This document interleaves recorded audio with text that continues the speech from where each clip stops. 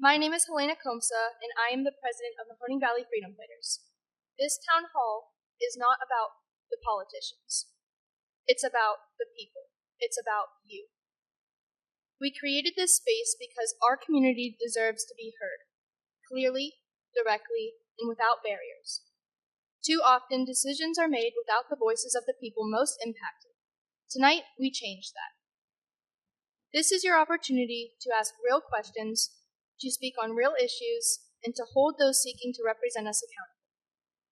But more than that, this is about building power right here in Mahoning Valley. Because real change doesn't start in Washington.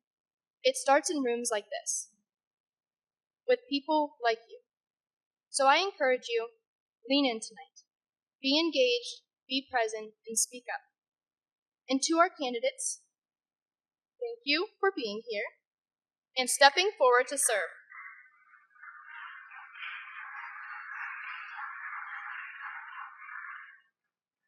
Our community is listening, and we're expecting honesty, clarity, and commitment. Let's have a productive, respectful, and impactful conversation. Thank you all for being here. Let's get started. I'm now going to present our moderator and our director of communications, and also our vice president of Mahoning Valley Freedom Fighters, Dirk Hermans.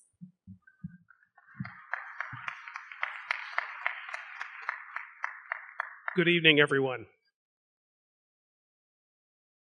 Before we begin, I want to take a moment to discuss a couple of things. The meaning of our national flag, the Pledge of Allegiance, and democracy. A flag is a cloth symbol representing our country, representing democracy.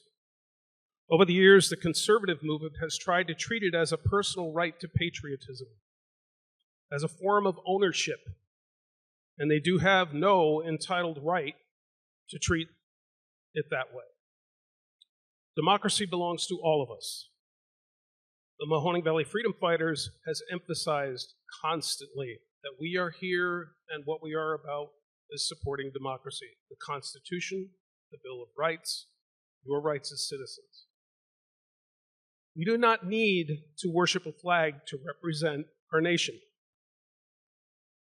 We represent our nation by extolling its values, the promises of the Constitution, the Bill of Rights, and the rule of law given by us, the people, who elect our representation in government.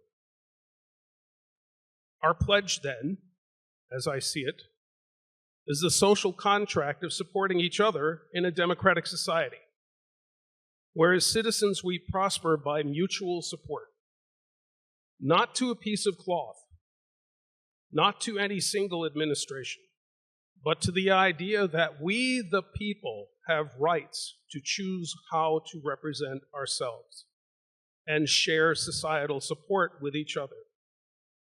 With this in mind, I invite you all to speak the Pledge of Allegiance at this time. Please stand.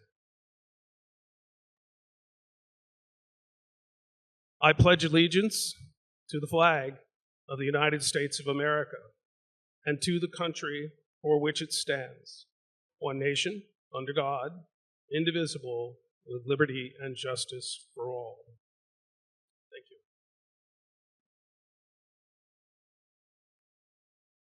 Last Friday night, Bruce Springsteen said the following: "The America I love, the America that I've written about for 50 years, that has been a beacon of hope and liberty around the world, is currently in the hands of a corrupt, incompetent, racist, reckless, and treasonous administration." He also said, "This American tragedy can only be stopped by the American people." This is why we are here tonight. America belongs to the people, not to any kind of elites. We're here to present to our community candidates that wish to serve you in public office, so that you can hear what they have to say and decide for yourselves whom you wish to support. Our 6 candidates in front of us, I'm going to introduce one at a time, and they're going to introduce themselves and speak on their behalf. The rest of the format and the question and answer cycle will follow as such. Each candidate will have 90 seconds to answer a question asked by me. When we are 3 candidates through that question, I'm going to repeat it so that you and the candidates both have the same context into the answers you're being given. We're going to go through as many questions as we can within the time allotment, and at the end, each candidate will have 2 minutes to wrap up and give you a conclusion statement.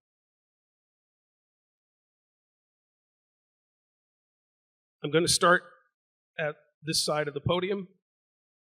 The first person I would like to introduce you to is Mr. Sean Connolly.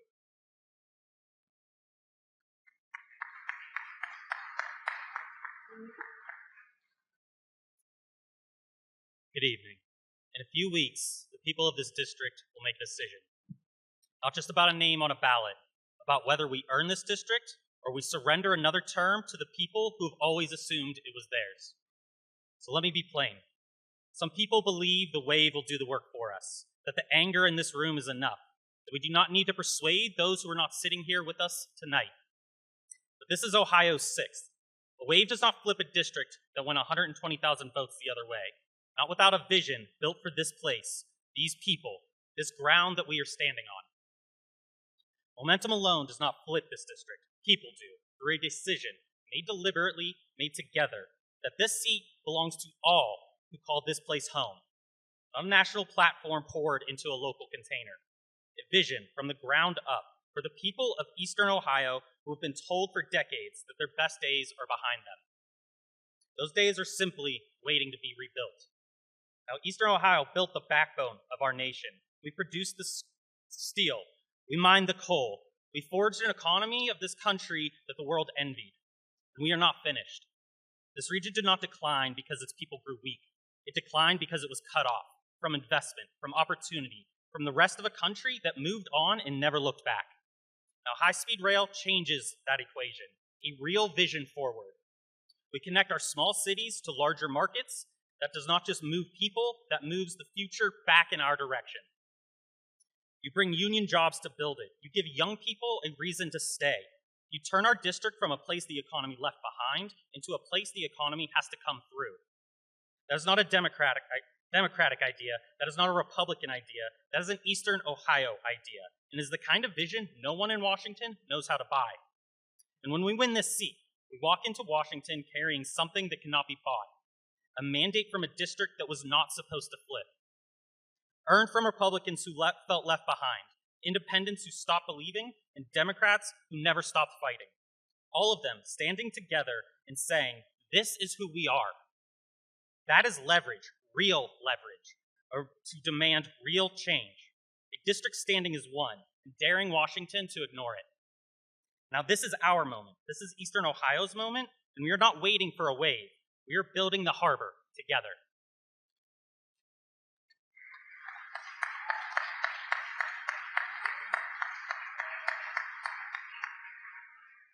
Ms. Elizabeth Kirtley. Hi, I'm Elizabeth Kirtley. I am running for U.S. Congress for many reasons. In my family's history, way back in the day, my great times 7 grandfather came over on the Mayflower, and he signed the Magna Carta. His brother, my great uncle times 8, was the first person who was excommunicated in the United States because he said no kings. He said freedom of religion, and he meant that. I'm here today to say to Pete Hegseth, freedom of religion, Pete, you need to stop. You need to stop being mean to the Catholics. I'm here to say, because of the flag, that's what all unifies us. When I was in 7th grade, that was the first time that I didn't have to say the pledge. So I took my liberty and I sat during the pledge. And all of these people tried to convince me to say the pledge. I grew up in a very small town, USA, in Philadelphia, Ohio, and no one could do so. My grandfather asked me when I saw him if I understood what sitting for the flag actually meant. And he asked me if I understood that my blood was in that flag. And at the time, I was a 7th grader, and I was thinking, well, you know, every American blood is in the flag, technically. And he said, no, because in the Civil War, on the Union side, it's a male lineage all the way down to my mom. But on the Union side in the Civil War, I think it's 4 grades at that point. They had to hold, my great-great-great-grandfather had to hold the flag. And back then, if the Confederates were coming, they would sometimes separate the flag and then sew it back together. And they would separate it and take it. And then they would all bring it back together at the end. They would cut their fingers, and so literally their blood was in the flag when they sewed it back together. My blood is still in that flag. All of our blood is in that flag. It doesn't matter if you're a coal miner or if you were an enslaved person or a farmer sweating in our fields. All of us are part of the threads of America's flag, and I'm here to say we're here to keep it. Thank you.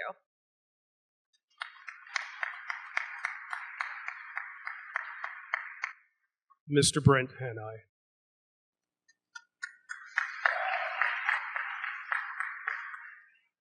So my name is Brent Hanai. For those of you who don't know me, I'm the oldest grandson of Don Hanai, who was the head of the Democratic Party here in Mahoning County for 17 years.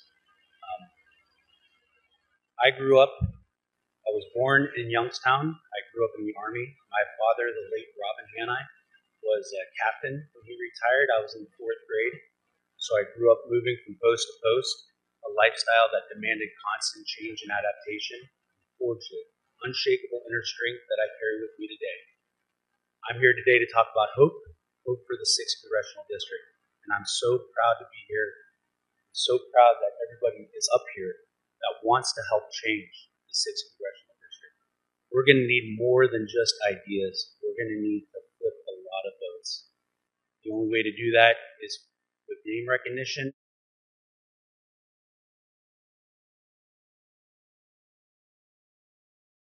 Mahoning County Clerk of Courts. I'm a public servant. I work for a Republican as a Democrat, so I'm definitely used to putting up with a hostile environment. One of the biggest things I'd like to do as my first term in Congress would be to have universal free school lunch for all children, because regardless, at the end of the day, no children is a Republican, no child is a Democrat, no child is an independent. At the end of the day, we're all American, and it's going to take an American idea to flip this district for the Americans of this district. Thank you.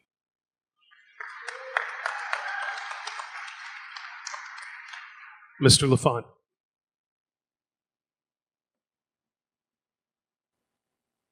Good evening. I'd like to first thank the Mahoning Valley Freedom Fighters for putting this event together. Thank the other candidates for taking the time to come and speak with you all today. And thank you all for coming here. It's people like you that care, that are informed, that shape this country. So thank you. My name is Christopher LaFont. I am a write-in candidate for the 6th District. So I have the biggest uphill battle of anyone on this stage. My name is not even on the ballot. So people don't know that I'm running. They're just going to get their ballot, see some names, pick one out of a hat, fill in that bubble, and that's it. You have to actually write my name in. So it's an uphill battle. I'm also trying to do this battle while working 2 jobs, and I have a 2-year-old at home. So I don't get a lot of free time. But I try to make as much time as I can for this. I was at work earlier today, and I've met most of these people. They know I usually don't have a cane, but I had a flare-up in my leg, and doctor's orders. I'm supposed to be taking it easy, but there is no rest for the weary. I'm here to inform you guys of who I am and why you should vote for me. And we can talk more about that with all the questions. This is just me introducing myself. That's it. Thank you.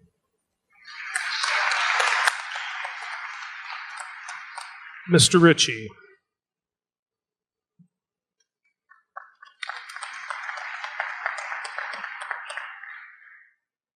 I'm Malcolm Ritchie, a proud progressive Democrat running for Congress.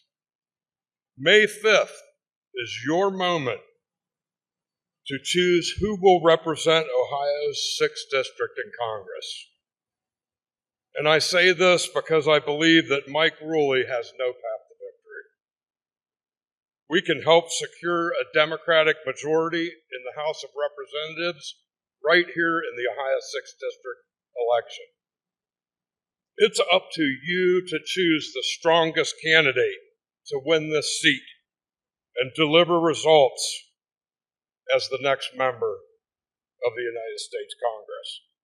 I'm running bringing proven leadership, real-world negotiation experience, and a deep commitment to national security to work for this district. I served 32 years in the United States Army, both active and duty and reserves, rising from private to lieutenant colonel in the Civil Affairs branch. Over 3 combat tours in Iraq, I served as a team leader, company commander, and strategic planner operating in complex and high-risk environments. My work focused on stabilizing conflict zones, strengthening local governments, and I led a humanitarian missions and major infrastructure projects that restored essential services like water, sewer, and electricity, critical to both security and long-term stability. I also oversaw the rebuilding of schools and the repair of battle damage in Karbala province and in Baghdad. I conducted high-level negotiations between Sunni and Shia leaders in southern Iraq, working alongside provincial governors to reduce violence and restore order. As part of these efforts, I sat across the table from Qais al-Khazali, now the most powerful political figure in the Iraqi parliament. This experience required discipline, judgment, and a steady hand under pressure. I also, in my civilian career, spent 28 years on the railroad as a conductor and an engineer. I understand the life of a working person, the long hours and the pressure of 12-hour days, and the challenge of living paycheck to paycheck. I'm running because I hope that you will choose me to be the next congressman in the Ohio 6th District. Thank you.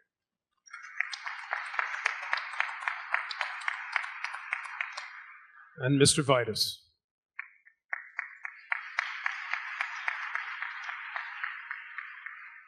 Okay. Thank you all so much for being here. My name is Adrian Vitus. I'm running for Congress as a proud Democrat in this district to defeat Michael Rulli. Now, if there is one thing I believe in more than anything else, it is that working people deserve more. That year after year, we work more and we make less.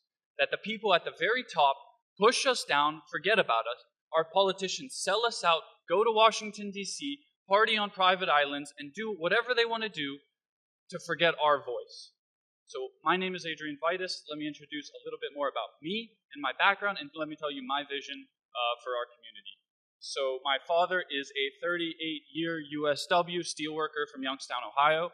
I was born in Camel, Ohio, went to Poland High School, graduated here from YSU. I graduated because of the scholarships that the working people in those factories gave to me, because my parents told me for my entire life that if you work hard, you should work your way up, and to not live those hard lives, to do something more and to do something better. My mom is an immigrant that comes from Ukraine. Over 30 years ago, she came here. But those two things, I know exactly what hard work is. I've done it my entire life. In cabinetry shops, as a lumberjack, as a cab driver, washing dishes, anything that can pay my way to get an education, because that's what it takes. In this country, it's not about brains, it's about money, right? And I graduated from Youngstown State, and I went abroad. And for many years, I dedicated myself to something very specific. That was to take on the biggest challenges that we have as a community and as humanity. When you watch your TV screens and you think about the things that are happening out there, the war, the climate change, the extreme inequality, the people that are getting rich off of our struggle, these are what I've dedicated my life to combating. I have been in this fight, involved in politics for over 10 years, knocking on doors, doing whatever we have to do to mobilize people, because these are the values we believed in a long time ago. So I was a U.S. aid worker. I was fired by Elon Musk, the world's richest man. When they turned their back on working people, I knew I had to come home to Youngstown, Ohio, and fight for this change every day. So we believe in 3 things. 1, lower prices and better wages. Union jobs, taking on the corporate monopolies, taxing the billionaires. Number 2, healthcare, childcare, education, the basics. And number 3, taking on the political corruption of the moment, taking on Michael Rulli, winning some elections, and making the world pay attention to the working people of Ohio. Thank you so much.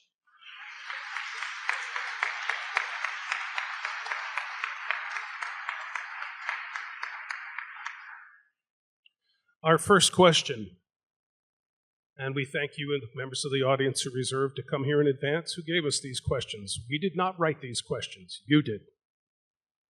First question. Do you consider yourself a progressive or a moderate Democrat, and why? We will start with Mr. Connolly.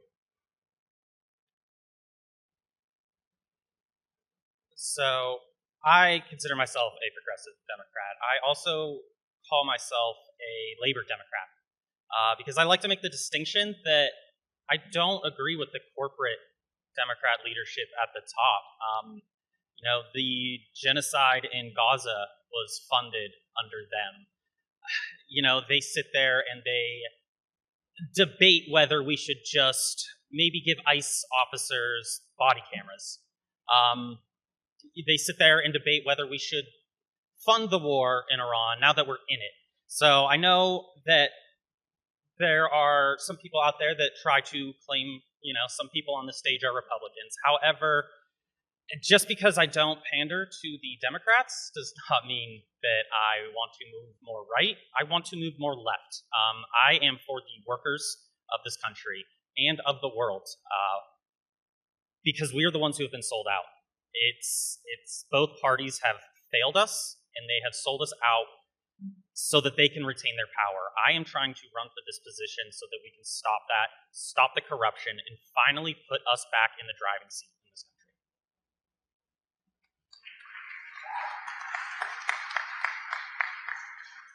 That's a very hard question for me to answer. I would probably be both or none of the above. I will keep my gun to protect my bodily autonomy, so I tend to make everybody mad. I feel that everyone should be a millionaire, but I feel that millionaires should be taxed just like we are taxed.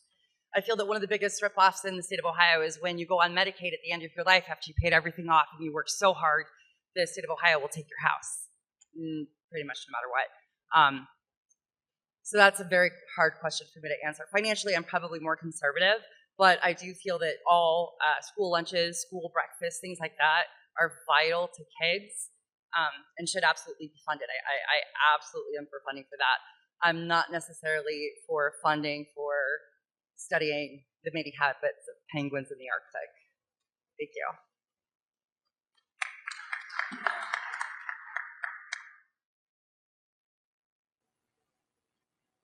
So I am a moderate.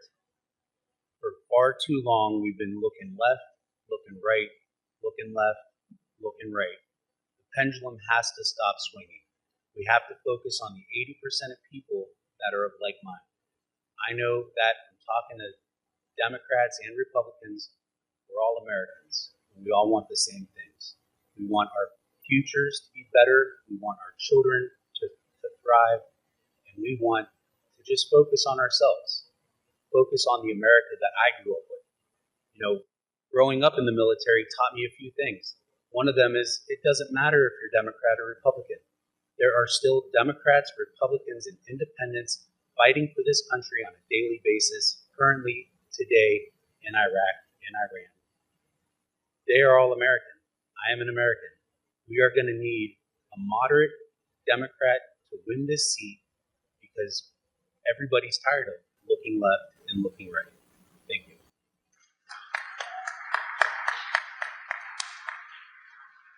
Here is where we repeat the question, which is, do you consider yourself a progressive or a moderate candidate, and why? Mr. LaFont.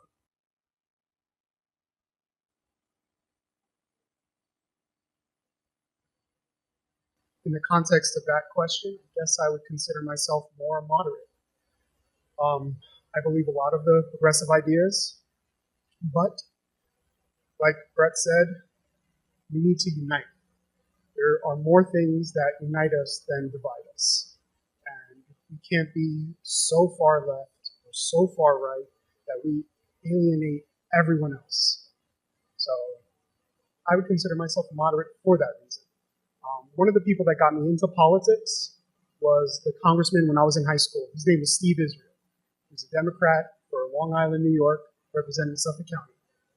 He later became the chairman of the DCCC. And he was interviewed at one of the DNC conventions, and he said, "I'm a Republican." where he sees things from the Republican side and the Democratic side, because that's how you get things done. Because at the end of the day, whether you're Democrat or Republican, we're all American, and that's what matters.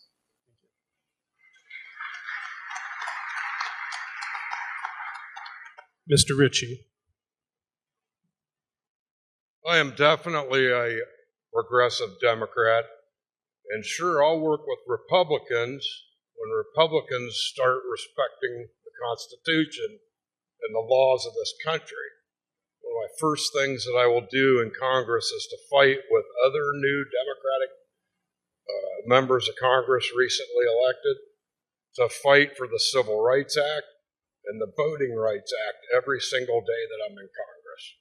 I will also fight for free health care for all American citizens, fight for the rights of women and to respect women as equal partners in our society and in politics.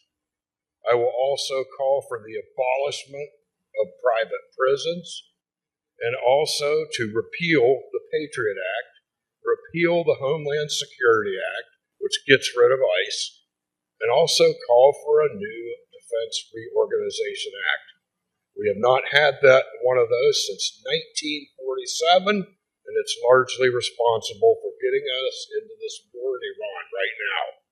And I will do everything in my power in Congress to bring back executive power as it should be in the Constitution and restore our Article 1, Section 8 power in Congress. Thank you.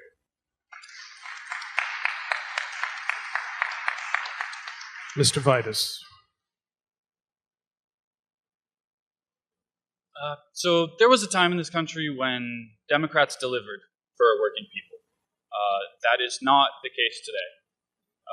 So I consider myself to be an old school Union Democrat that is nostalgic for the way of life that we used to have around here.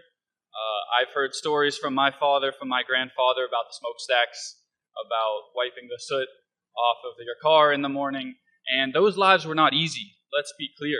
But if you work hard, you got what was yours on a base level. That's how our families were formed. That's how this area was built. That's how those beautiful big houses on the north side that are crumbling today were built 50 years ago.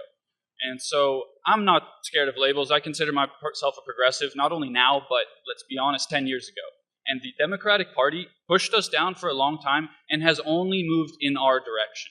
So where I was 10 years ago, when I was a young man, 18, 20 years old, that looked out and really believed that we had a better future, that looked at the problems that we were having, starting wars, selling out working people, and I was thinking, well, I'm young, and when I get a bit older, we won't make those mistakes. We'll have learned from them. And we didn't, and we continue to struggle with these problems today. We never get a dime for our education or for healthcare, for some of these basics, and that is the things we will continue to fight for. Labels aside, we're bringing everyone together to deliver for those things. Thank you.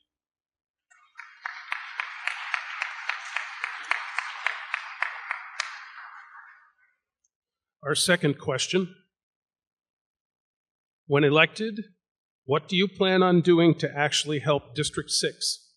What will your main focus be? We start with Ms. Kirtley.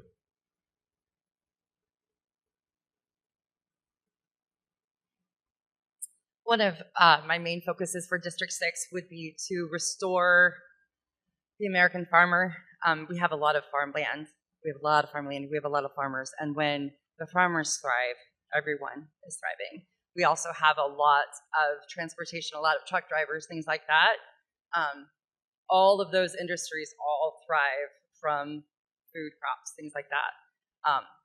I will also work to get more social service money into District 6. Tuscarawas County, it's not quite like Mahoning, but we still have folks with third floors. I worked for Job and Family Services for quite some time after my dad was a program director for Harkitis Job and Training Placement Center, and my mother was a principal at a Catholic school. So all of those things, all of the social services, all of helping the farmer, all of also helping the small business person and the transportation people, the truck drivers, I believe that would greatly help District 6 right away. Thank you. Mr. Hanai. So like I said in my introduction, the first thing I would do to help the 6th Congressional District would be universal free school lunch. Not only will that feed our future, but I would hope to utilize the local farms and farmers that have been impacted by USAID being cut. Currently, there's a surplus of food that is going to waste. I would like to have local farmers provide local, fresh produce and products to the students of the 6th Congressional District, unifying a district which has been gerrymandered to the point where we have large farmlands in inner cities, where it's going to be difficult to reach every person in the district just because of commonality. The common thing that we have, like I said before, is our future. It's our children, and I'm going to start there. Thank you. Mr. LaFont.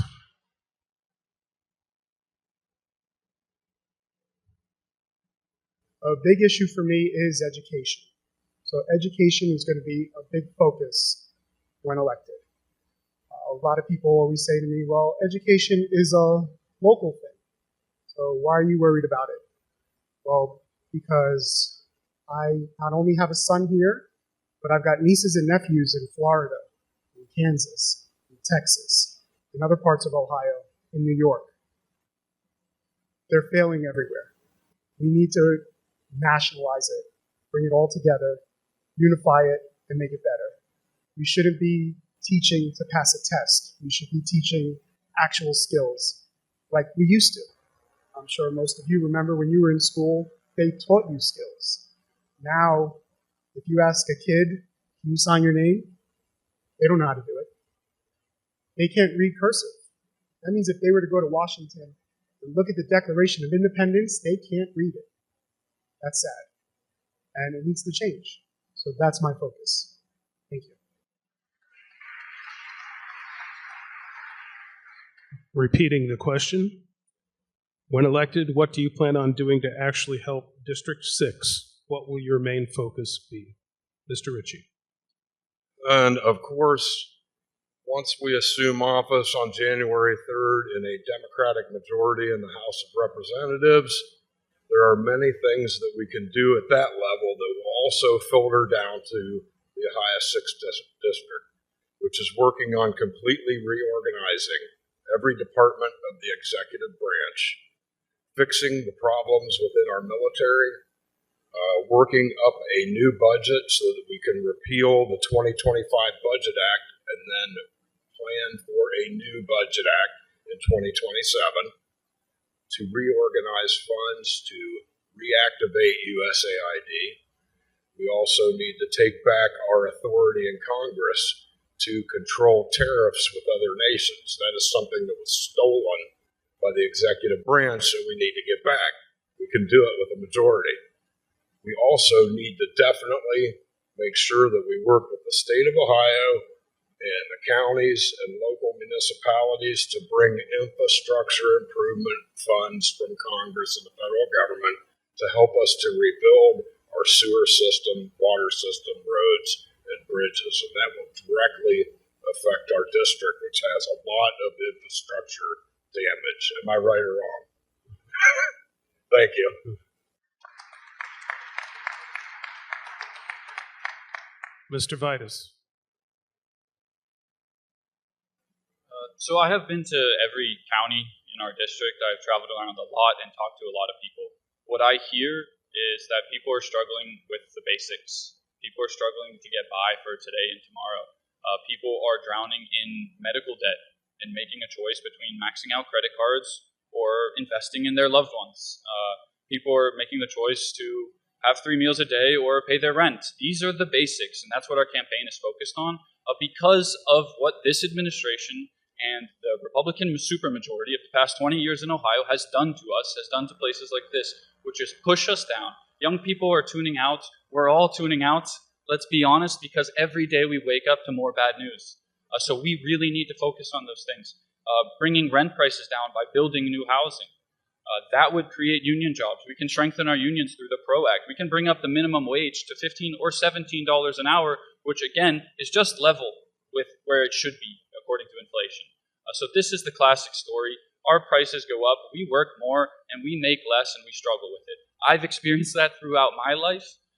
Young people can't buy houses, can't get the education they deserve. We need to make all of these things more affordable, and right now that needs to be our focus. And along with all of the big topics and the vision that we have, we need to save our democracy, we need to stop going to wars, but we need to start delivering for people here first. Thank you. Mr. Connolly. So it is important that we are honest about what we are able to achieve with this office. The short-term effects, things like universal health care, universal child care, I am a yes vote on all of those things. Those things will ease the burden on the working class in this district. However, before we can be a yes vote on any of those things, we need to win this race. And that is what my campaign is focused on. It is focused on getting the other side to come over and to work forward together with us.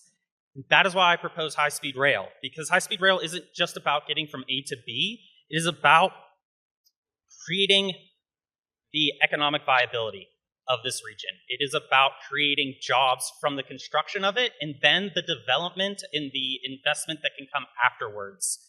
If you're a family trying to hold on, you're told to be grateful for what's left. That's not because you don't have the talent or the work ethic. It's because we've been cut off. So we need to connect our smaller towns, our smaller cities to these bigger markets. We just don't have that viability left. But a high-speed corridor it's just something that can really develop us. It can bring in those union jobs. It can bring in those small businesses, that public investment, that private investment, and that is what we need to do.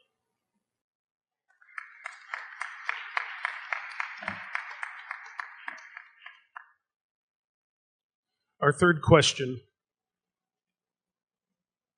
and this is fairly long, so take the time to listen, and I'll repeat it again as I have been. Currently, about 50% of Ohio citizens are financially insecure. The number of single-parent households in Ohio that are financially insecure is 90%. This is affecting women and children the most. Also, 75% of Ohio's senior citizens are financially insecure. What policies would you propose to Congress to help diminish financial insecurity here in Ohio? We start with Mr. Hanai.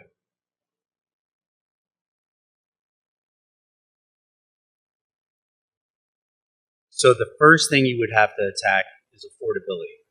It's been brought up.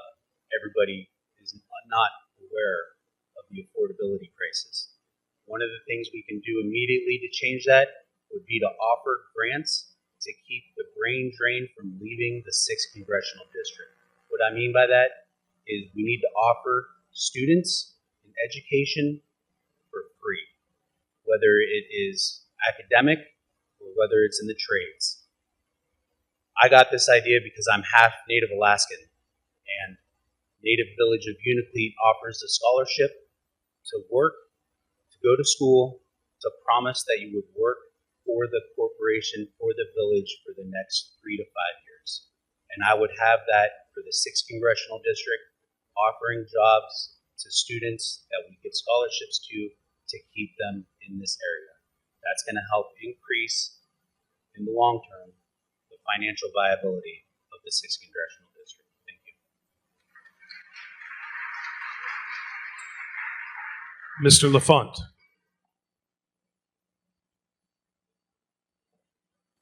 That was a long question, and there's a lot in there. And I wish I had a great answer for it, but I don't. I know the struggle, though. I am living that struggle. If I was to open my bank account right now, I could tell you I'm probably negative about $250 in my bank account. It's a struggle, and it needs to change. But there's a lot of things that have to go into it. And it's a lot of study that needs to be put into it to make sure that the change is effective. So I don't have a good answer right now. And I'm sorry. But I do know that it needs to change. I'm living it, I don't want to live it. I don't want anyone else to have to live it. So if elected, I am going to work to change that. And that's a promise I can't make.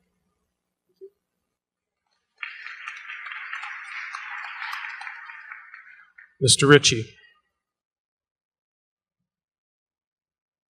Yeah, these are the biggest tough questions to ask members of Congress because we're but one vote in that body.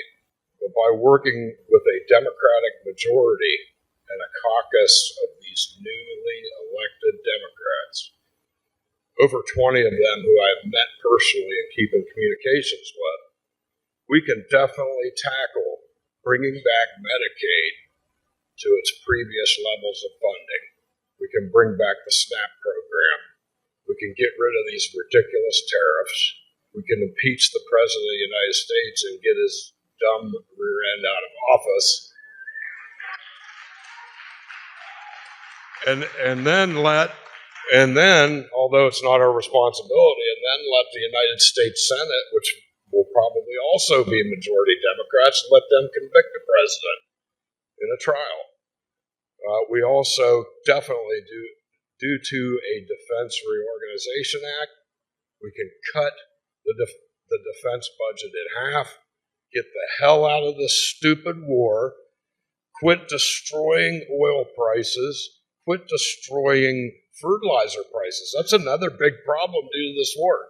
The fertilizer stuff is not getting out of the Strait of Hormuz. Thank you.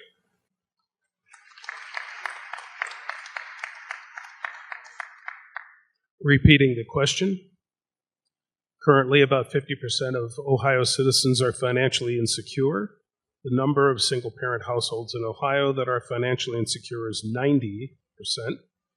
This is affecting women and children the most. Also, 75% of Ohio's senior citizens are financially insecure. What policies would you propose to help diminish financial insecurity here in Ohio? It is Mr. Connolly's turn. I'm sorry, Mr. Vitus's turn. Pardon me. So we can let those numbers sit for a second again. 50%, 75%, and 90%. This is the richest country on the planet, the richest country in the history of the world. Elon Musk can drive from Los Angeles all the way to here, and every single house and person he passes, he'll own more wealth than all of that combined. Our system is out of balance. It is severely out of balance, and there needs to be some checks and balances on that system. So I take this question in two parts really quickly. The one part is to say, that's our youth. That's education that we're talking about. That is childcare. There's 35% are skipping work to take care of their children. We have a solution to that. We can expand childcare, early Head Start programs. We should be providing scholarships or free universities. Trade schools should be strengthened for people that want to go to work. These are all things that are possible. I've lived in countries where those are available today, and guess what? They don't have as much money as we have here. And at the other end of the spectrum is our elderly, people who have worked their entire lives, retired and should retire with dignity. We can pop the cap on Social Security. That way the top 3% can contribute more into that system. It's set to run off a cliff in, I think, 2032. My generation doesn't know what retirement will even look like. So we need to correct our system in major ways if we're going to look towards the future on those things. Thank you. Mr. Connolly. We will be at the mercy of what Congress looks like, and I really do believe that we will win a lot of seats. However, if we do not win enough seats, those policies that we all want to implement that will ease that burden won't get introduced. So it's not about the policies that I will back. It is about what I want to do specifically in the 6th District. The Democratic Party in this area is not effective, okay? But with a federal office, we will have an immense amount of resources. I want to designate a county liaison that can work with county chairs that can help them get membership up, get them people into the party, and building up a community, showing up, holding soup kitchens, coat drives, bike drives, Anything that shows that we are the party that will take care of our community. And then when we're there, we can find people to run for things like school board, for state representative, for city council, because we can control things from the bottom. We just need to get people in positions of power to be able to do that. And those are the positions that can help our communities take care of each other.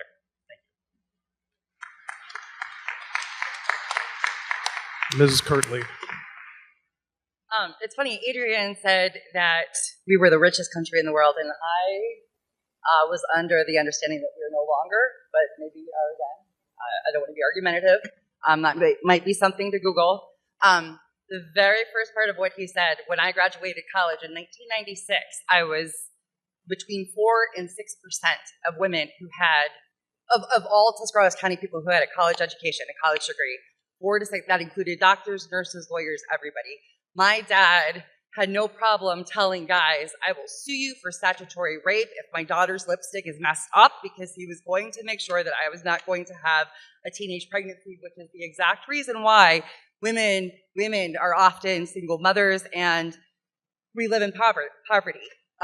Black women have been fired from all of the federal offices the most out of any other dynamic. We need childcare. I went to my doctor's office today. Why don't we have childcare at doctor's offices? Why do women have to rely on getting a babysitter and paying a babysitter just to go to the doctor? Those are all of the things we need. We need universal daycare. We need employers to provide daycare in the workplace. Thank you.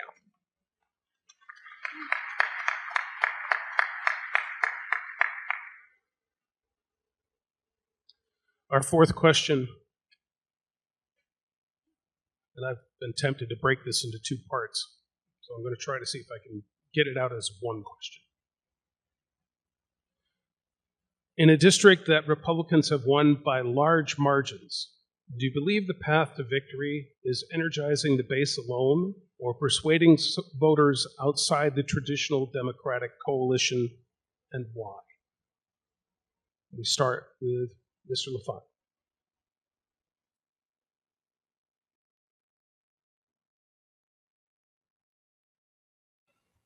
The district hasn't always been red.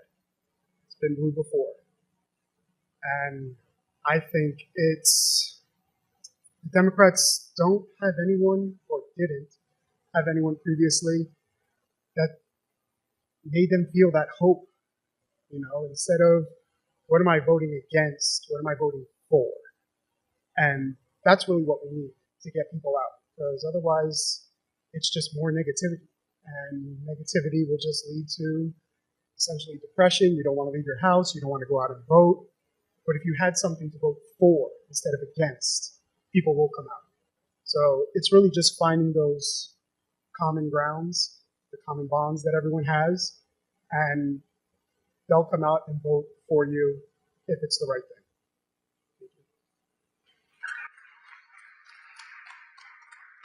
thing. Mr. Ritchie. Well, certainly to put an end to this catastrophe that we've been facing in this area for over 40 years now, there's not one single Republican member of Congress in this general district, since they've gerrymandered it so many times, that have really done anything for us. Youngstown area, parts of Stark County, Tuscarawas County, Carroll, Harrison, Jefferson County, Bingo Junction. I remember that place used to be just rocking with the workers and the steel mills and everything. And yes, we lost all that due to a wide variety of reasons. And thus we lost a lot of our base because most of the base of the Democratic Party were union members. And we probably lost 80% of our union members over the past 40 to 50 years. So we have to get a new coalition for this election, which I believe we will get. We have to get all Democrats out to vote on May 5th, and we have to invite independents to join our Big Ten. Now, I don't want to work with right-wing Republicans. I have no interest in that, but I think we can get independents to work with us to win this election in the Ohio 6th District, and also, in a larger sense, get many of our Democratic state legislature candidates elected as well. Thank you. Mr. Vitus. So it's both, and it's already happening. I've been campaigning now for a few months, and when I started, those rooms with Democrats in Belmont or Jefferson County had 20 Democrats, had 30 Democrats. Now they have 50, 60, and they bring some energy. That is because mostly of what the other side have done. And let's be honest, so many people in this country are politically homeless. I think it's like 20% registered Democrats, 20% registered Republicans, and that other 60% are independents. And frankly, they should be if they feel like neither party is delivering for them. So that political homelessness is exactly the people that we need to be aiming to. Someone mentioned rebuilding coalitions, especially the old school union coalitions that used to exist around here. We are doing that every day. We go to every union, and I can tell you, we have great conversations with them. They feel pushed down. They feel like they got fake promises, and they're right. So these are the coalitions. The farmers have been sold out, as mentioned. Their soy that used to feed the world is now sitting in their farms. So there are so many people that are angry, and we need to guide that anger to where it should be pointed. And I have said I will never swing down. I will never look down on anyone in this campaign, but we will look up and we will swing up at the people that we are coming after. So thank you.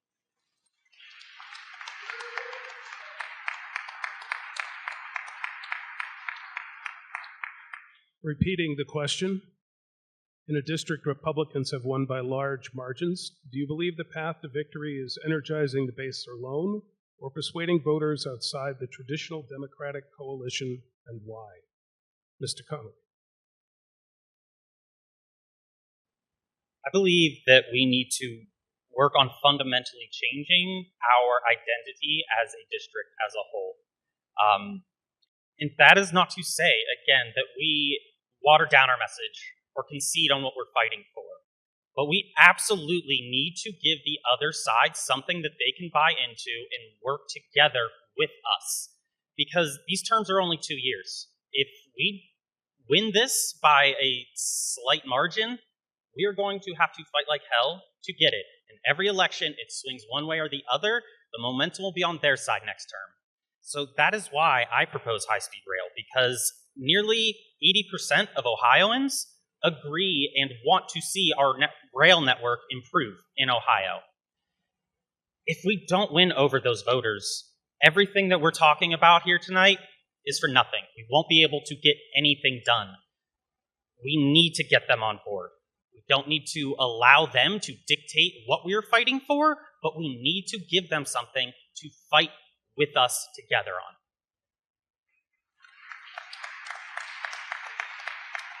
Ms. Kirtley.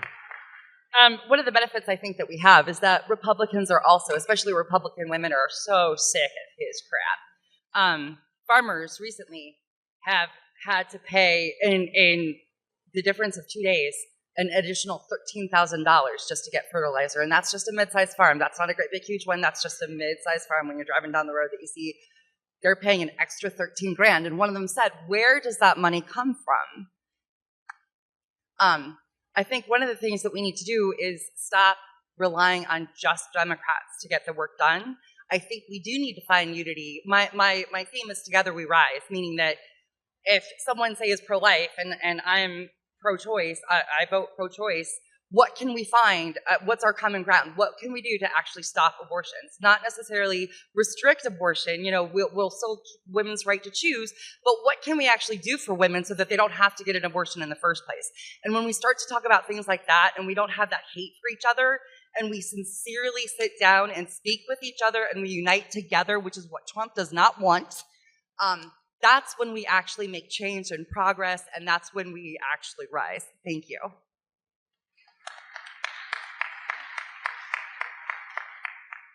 Mr. Hanna. 100%, we are going to have to win votes. This district has been gerrymandered to the point where there are 3 Republicans for every Democrat. We are going to have to change their minds, and we are going to have them vote for one of us on this stage. So May 5th, one of us is going to have the opportunity to go up against a Republican. Don't waste your vote.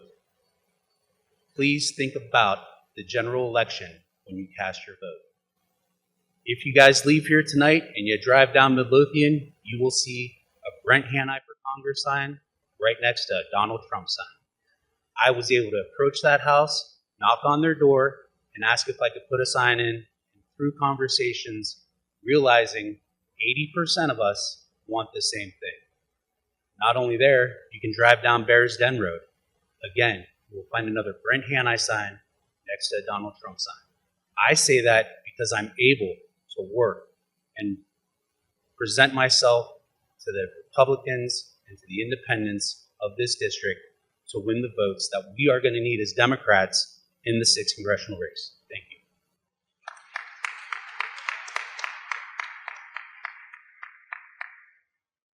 Our next question. Michael Ruley won this last election by over 100,000 votes. What can you offer the independent voters that would make them choose you over voting GOP again in November? We start with Mr. Ritchie. Yes, I am very confident that I would like to be chosen by you and win this race, of course, but I'm very confident that Michael Ruley can be easily dismantled and defeated. He has attached himself to the Titanic. He says he supports Trump's agenda 100% in his social media every day, and then doesn't even talk about the biggest issues that are threatening the collapse of our government and a defeat in a war that we should have never been in the first place.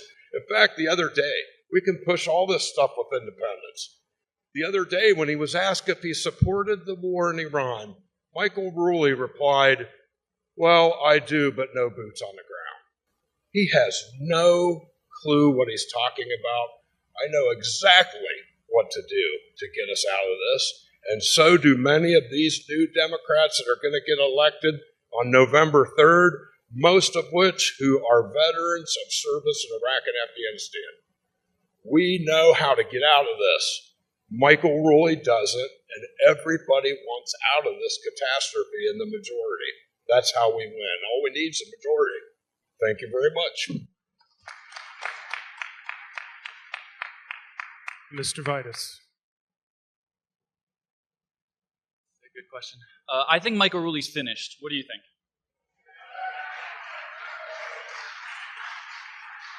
Yeah, that's the correct answer. Because at a very bare minimum, across parties, across everything, what's the one thing you have to do? You have to show up. Where is Michael Ruley? Have you seen him in our district? And in fact, I've gone around everywhere, and I've said this over and over again, and recently he showed up. He picked a forum where he knew there would be 15 people there, where there would be no one except for one person to ask him about the war in Iran, to ask him about the big, beautiful bill, the two signature pieces of his term at this point, and frankly, he doesn't have an answer for either of them. I don't think he pays attention. I think he's too busy partying in Washington, D.C. He does not come back to his community. He does not represent us. Try and pick a farmer. Try and pick a union worker. Try and pick a nurse or a public school teacher and ask them, do you feel like Michael Ruley represents you? Because I haven't found a person that says yes. And the Democratic Party, nationally and at the state level, doesn't give us a chance because they see a 20-point race. But that 20 points has already become 10, as evidenced by Michael Ruley starting to show up. And if he shows up here, he's going to open his mouth, he's going to lose votes, and we're going to win the election. So thank you. Mr. Connolly. Republicans still win districts. We saw that in Georgia the other night. I love the confidence, but again, we do not have the money to flip 120,000 votes riding on a wave. We need to change what it means for a representative here. I don't need to spend my whole time telling you Michael Ruley sucks. We all know he sucks. Everyone in this room knows he sucks. However, not everybody out there knows that he sucks. Republicans have been told that Democrats hate America and that they are evil. Even though they're not happy with the Republicans, they will vote for a Republican because that is what they are comfortable with. It is a matter of getting out there, connecting with them, showing them that we are not the enemy, that we have a pathway forward. we can bring back economic viability. We can create new foundations that the younger generations can build a future off of.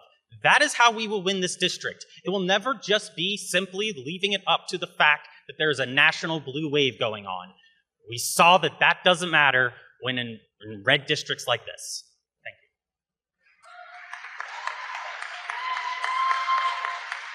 you. Ms. Kirtley.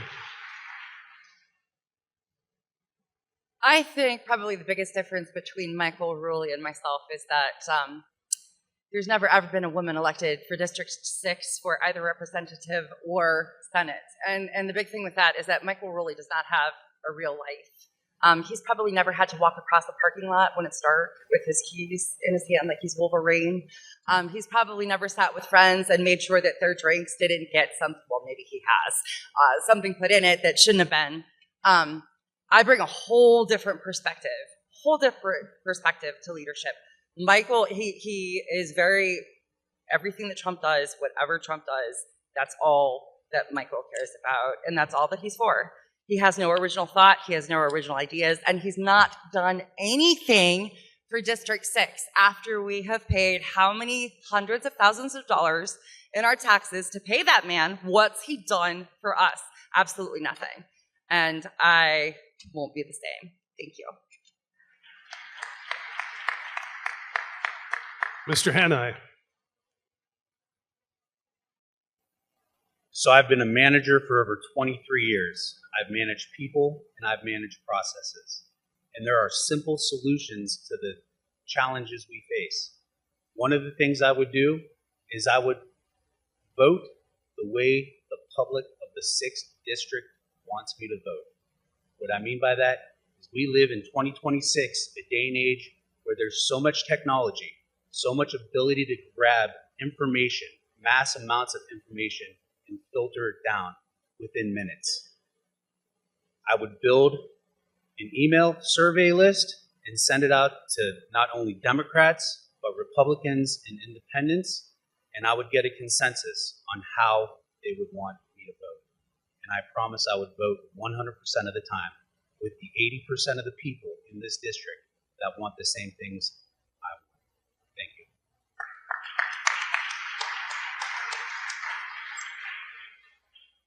I'd like to take a moment here to address one issue. I'm sorry, Mr. LaFont. It was your turn. Go ahead, please.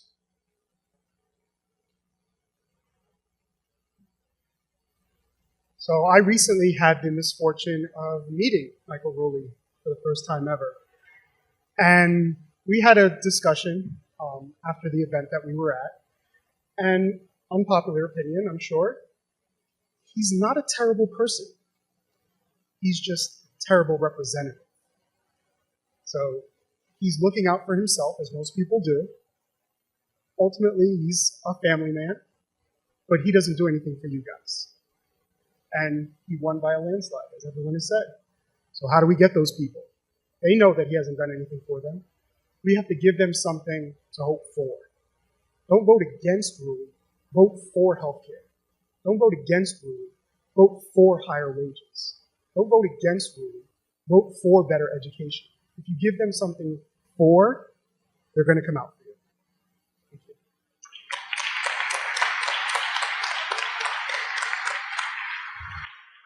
My apologies to Mr. LaFont. I wanted to mention to the audience here that Mahoning Valley Freedom Fighters has held just about 75 events in less than 1 year. And thank you. Thank you very much. And you have made that possible. What I would like to point out, though, is we've invited Mr. Ruley to speak on many occasions, and we've gotten no response whatsoever. So we want to make you aware of that. He was not invited to this particular event because we consider this to be an event where the organization's interests were being represented. So he was not invited to this particular event. That is for the record. And interestingly, the next question relates to the last one.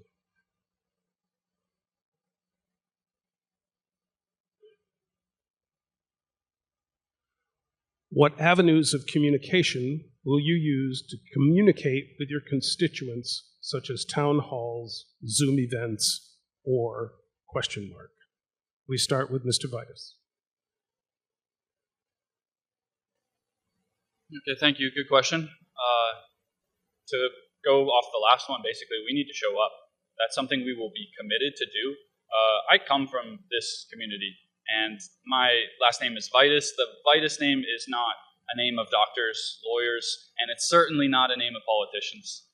We come from the factories. We come from 3 generations of camel boys. This is where we come from, and we are connected with the community, and I just couldn't imagine not doing my job. Look, if I didn't do my job, I wouldn't get paid. That's my mentality, right? I've always worked for a paycheck, usually hourly, sometimes with the boss yelling at you, because that's what our reality is. And so, yeah, we need to hold town halls regularly. We need to get representatives of this community to come with us and be represented. We need to get every group and every community that's here and in our district, the farmers, the factory workers, and everyone in between, of every race, of every migration path, of everything else, and we need to make sure their voices are heard and represented. And we will talk to them every day, and we can make a commitment here today to show up 100 times more than Michael Rubey does. Thank you. Mr. Connolly. I think town hall should be mandatory to be held monthly. But more than that, we need to be out in the communities. We need to show up to the areas that aren't just politically beneficial to us, but the areas that are forgotten about, the people that aren't in this room, that don't know about these events. We need to get them engaged and we need to get them informed. And also, if I win this race, I want to form a community advisory council that meets once a month, or community leaders from each county that inform me on what's going on, because I'm just one person. I won't be able to be everywhere, but I sure as well try to be. But they're the ones who can tell us what the community needs. You know, it's about showing up. It is about talking to people. It is about listening to people. It is about making sure that people are heard and that they know that we are in Washington fighting for them. That is how we restore trust back into our government. Nobody trusts the government anymore, and I don't blame them. And I am running to really change that, to show that we are for the people. Ms. Kirtley. My maiden name is Guida, Guida, and my uncle owned this restaurant called DJ's. And he seemed to know everything about everybody that came in. Didn't matter what happened, didn't matter how his day was going. He always knew everything about everybody that came in. I think we need to meet our voters right at their level. If we need to email with them, if we need to Zoom with younger voters, if we need to have town halls for everybody. But with our dynamic, we have a lot of senior citizens and we have a lot of young folks. So we need to meet every single person right where they're at. We also need to update everyone with what we're actually doing, you know, what they're paying us to do, that we're actually doing it, just like we would give our own bosses, hey, this is what I did at work today. We need to be regular like that and tell our constituents exactly what we're working on and how exactly we're fighting for them. Thank you.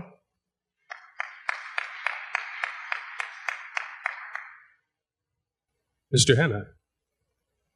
Communication is the key to success. I've been married for almost 19 years, so I know how to communicate well. What I said earlier, we are in a time of 2026. I am of the age where I did not grow up with a cell phone. I never knew how to text until I was in college. I prefer emails. Some prefer face-to-face conversations. What I would do when elected is, we already have precinct committee people, Republican and Democrats. I would force them to have town halls while we were in session, and when I would come back from session, I would like to meet with them personally. I would also have something that I would call coffee with the congressman. I myself love coffee, so I would be more than happy to sit down and have a cup with anybody. Thank you very much.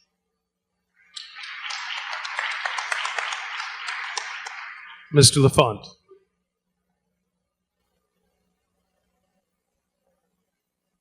I would use every avenue available to me to connect with the constituents of the 6th District. I'm used to using multiple forms of social media to interact with people. I'm a general manager of a movie theater.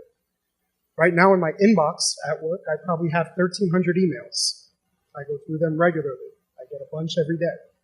I have to go through social media to see reviews and see what people think about us and what changes I need to make it a better experience for everyone. So I'm used to that. But I also am a people person. I love talking to people. I love interacting with people. Congressional term is 2 years. That's 104 weeks. You could realistically visit every county in the district at least 8 times in that time and get to meet people through different interactions and venues and events. So that's my plan. Just get to know people, because ultimately I'm going to work for you. So if you guys are going to pay me, I need to know what you want. Thank you. And Mr. Ritchie. Well, as some of you know, I started this campaign 12 months ago, basically last April. And in that time, I have been to every county in this district. I went during the summer and the fall to every county fair in this district. When we didn't even know what the borders were going to be, I went over and campaigned in Newark, Ohio, and Marietta, because we didn't know what they were going to do. So I have literally talked to, this is the honest truth, I've talked to thousands of people already. So I already have established in my campaign how I will be a member of Congress. The first place that I ever went here in Youngstown, really the first place I campaigned, because somebody told me to do it. They said, go to West Side Bowl. You'll get a whole bunch of votes at West Side Bowl. So I've become, man, I've met so many new friends in the Youngstown area at the West Side Bowl. And that's what I do. I go into the bars, I go into the restaurants, I talk to people. Their eyes pop out because nobody ever did that for them.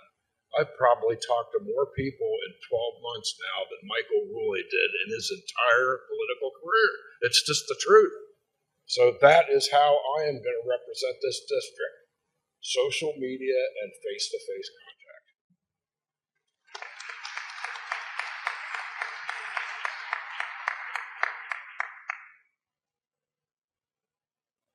Let's move on to some social and cultural issues, social cultural topics. And this next question, we'll start with that. Do you support our LGBTQ community? And if so, how will that be shown in your office? We start with Mr. Connolly. So it's a little bit of a shameless plug, but it happens to work perfectly for this answer. I'm already showing that I support the LGBTQ community. I am holding a food drive and a hygiene product drive this Saturday. It is called Queens for Connolly. It is a drag show event, because I believe that it is important that we show that we're not even going to allow the other side to dictate the idea that it is controversial to stand up for the community. Because as soon as we do that, as soon as we back off, they've won already. It's never been the trans kids. It's never been the drag queens. It's never been the immigrants. It's never been the LGBT community. It has always been the billionaires, and that is what I will always focus on, and never throw any marginalized group under the bus just because it's politically safe for me. Thank you.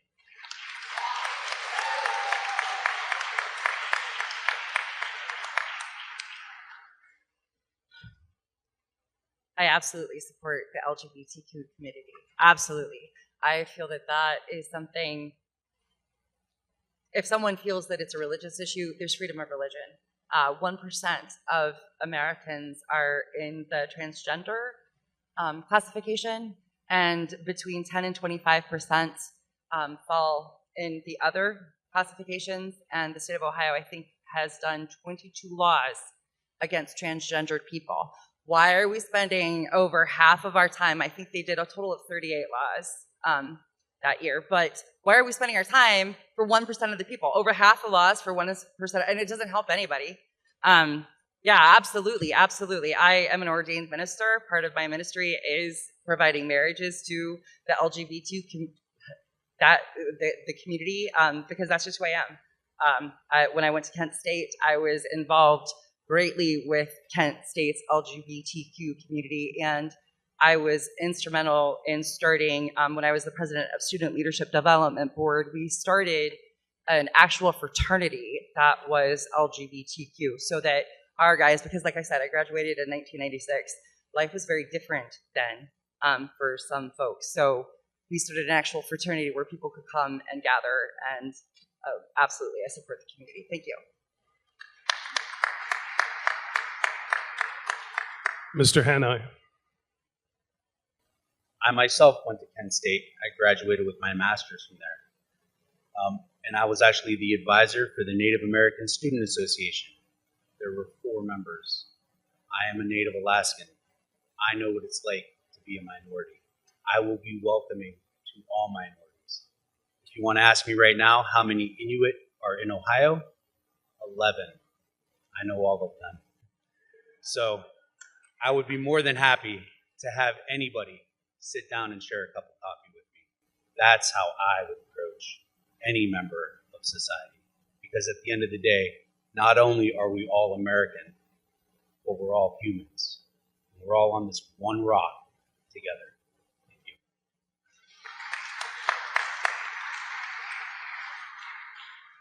you. Mr. LaFont. Yes, I support the LGBTQ plus community. I have family members that are part of that community. I have employees that are part of that community. I have supported that community for a very long time.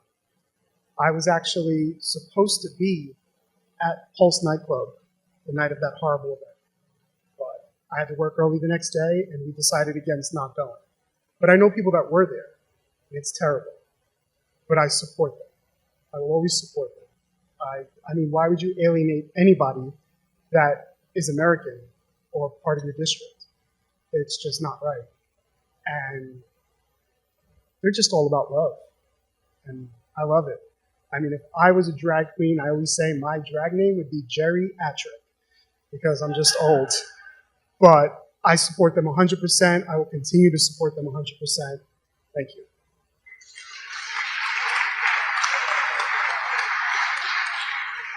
Mr. Ritchie. Yes, usually wherever I go when I'm campaigning, and even if well, I'm always campaigning. Wherever I go into restaurants and people get agitated, but then they take my card and then go, "Yeah, that's great." I wear this "You're safe with me" pin wherever I go, almost, because I fully support the LGBTQ plus community, because everyone in this country is entitled to the rights guaranteed to them by the Constitution and the 27 amendments of the Constitution. There is no exceptions. And that is what we are fighting right now. We have to do everything we can in the United States Congress to defend the Civil Rights Act, because by defending that, you're defending the rights of all Americans to live their life the way that they want to, in the pursuit of life, liberty, and the pursuit of happiness. And on the Civil Rights Act side, we have definitely, let's just say it, we have fascist Christian nationalists that are consistently attacking our pride community and have done horrible things in the past by riling up violent people.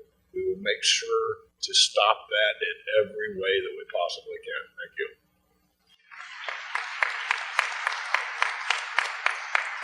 Mr. Vitus. Yes, of course, we are supportive of the LGBTQ plus community and every marginalized community across the board, every community that feels pushed down, every community that feels forgotten. We are always going to take the side of those people. That is what we believe to our core. That is what I've spent a big portion of my life defending and protecting.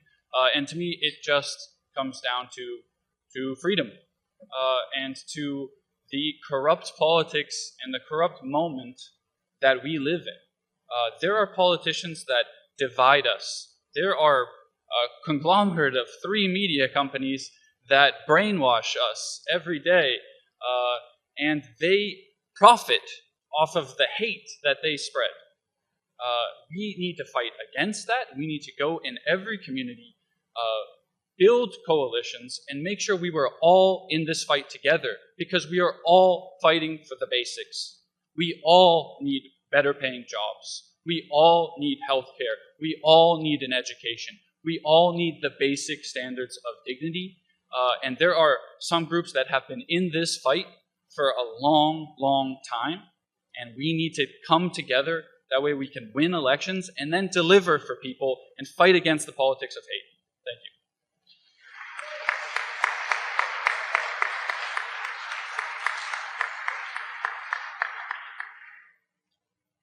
The next question is broad. Where do you stand on diversity, equity, and inclusion? We start with Ms. Kirtley. I can't lie. I think one of the biggest things that Doge did to hurt the United States was to get rid of the women in Congress and the Senate. Lots of jobs, lots of things lost. I was born in 1972. My mother would not have been able to get a credit card or a business loan or anything like that. DEI keeps us from going back to that. I feel that when we are elected to Congress, we need to get in there and replace all of the things that he took out as best we can. DEI is absolutely, along with civil rights, all of it is right. It's got to be first and foremost. It's not fair that so many people had to quit lifelong careers because they were a woman or because they were a transgendered soldier or for whatever bogus reason that they had to do so. But DEI is part of the diversity, just like the melting pot of America. It's part of what keeps us all going and keeps us unified together. Thank you. Mr. Hanai. Diversity, equity, and inclusion is what this country was founded on, what the America was founded on. Being Native, I would like to ask you, are you ready for DEI? Will you support a Native in getting into Congress to be the first Native to represent this Ohio 6th District? I am all for diversity, equity, and inclusion.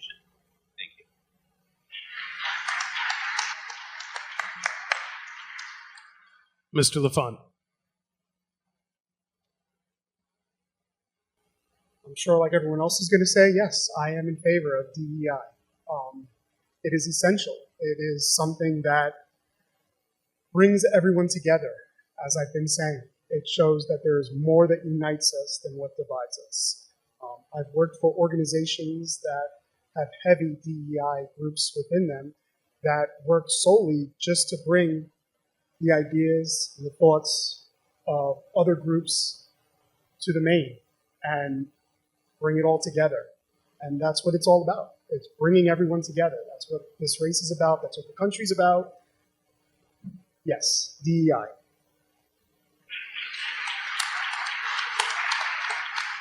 Mr. Ritchie.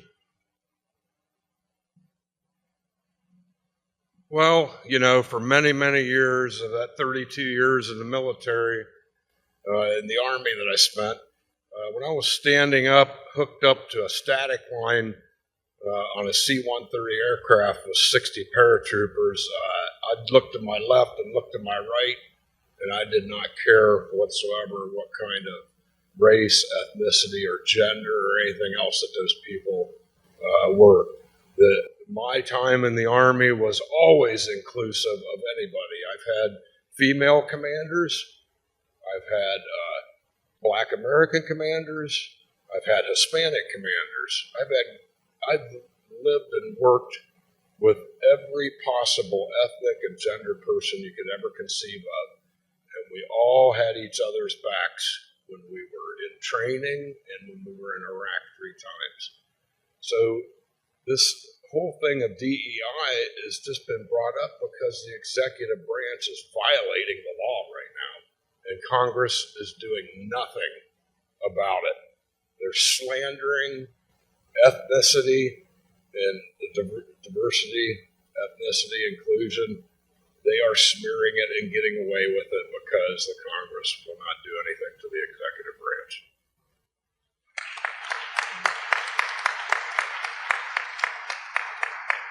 Mr. Vitus.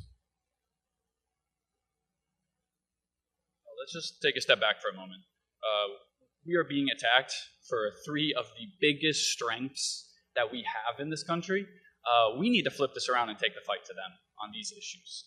These are our strengths. Diversity is what built this country. I have had the opportunity to live and work all around the world. I've lived in 4 or 5 different countries. I've learned 4 or 5 different languages. If you've ever had the experience of communicating someone in their native language, you understand that this world has so many facets to it. There is so much more that you can spend lifetimes on. And you would still see the beauty, the compassion, the intelligence of so many people in our communities and around the world. Equity, I'm sure you can all guess where I stand on it. We have privilege in this country like you wouldn't believe, and we need to equal out our system. There have been people that have been pushed down for a long, long time. And that course needs to be corrected. And inclusion, who thinks you should be sick because you can't afford medical coverage? Who thinks you should be uneducated because you can't afford a private school or a university? That is what inclusion means. All of these things are our strengths. And if we get into office, we will be taking the fight to them on these issues. Thank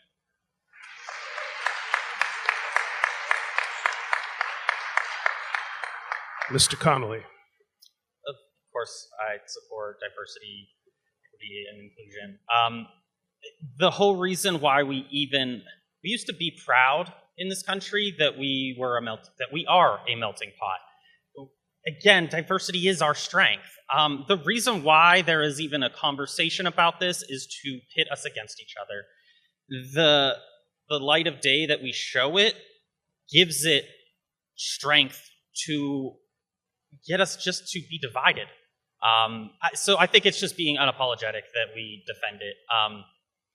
Again, just like it wasn't the trans kids or the LGBT community or the immigrants, it's always been the billionaires. They're the ones that control that media, like Adrian said, who push this division on us. It's just simply stupid, honestly, that we even talk about it.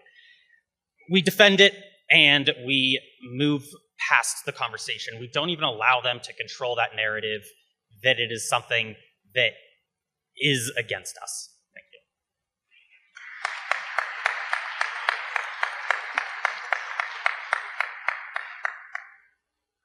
Our next question.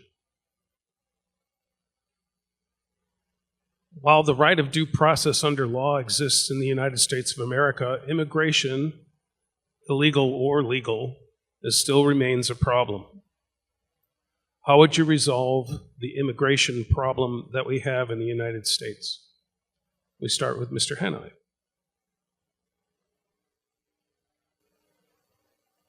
Starting with a native of this country. How fitting. No, I joke. There has to be a pathway for legalized immigration.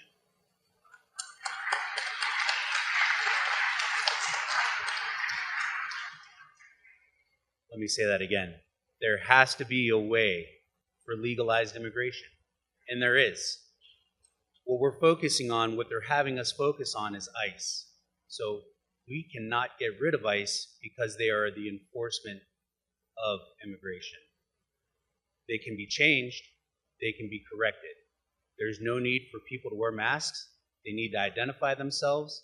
Just like any police officer, any military personnel, they have to identify themselves before they can take action. That's what needs to change. Thank you.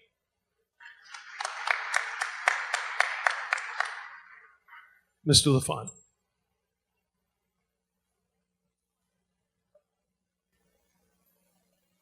Immigration is what built America. We're all immigrants, essentially. And I've told everyone, immigration is really the reason I got into the race. And the reason I'm a write-in is because I got into it so late. I am Puerto Rican. My girlfriend is Puerto Rican. Our son, obviously, is Puerto Rican. So when there was all these shootings and everything with ICE, and they were moving around, I worked 7 minutes from Wheeling, West Virginia. And there was one morning where my girlfriend said, please be careful, ICE is in Wheeling. And this is America. We shouldn't live in a country like that, where I'm a citizen, I was born here, but I have to fear going to work because of the fact that I'm Puerto Rican. And that's terrible. So it really comes down to, like Brett said, changing ICE. Because immigration has always been here. It's always going to be here. Statue of Liberty welcomes everyone here. So we just need to change ICE. Thank you.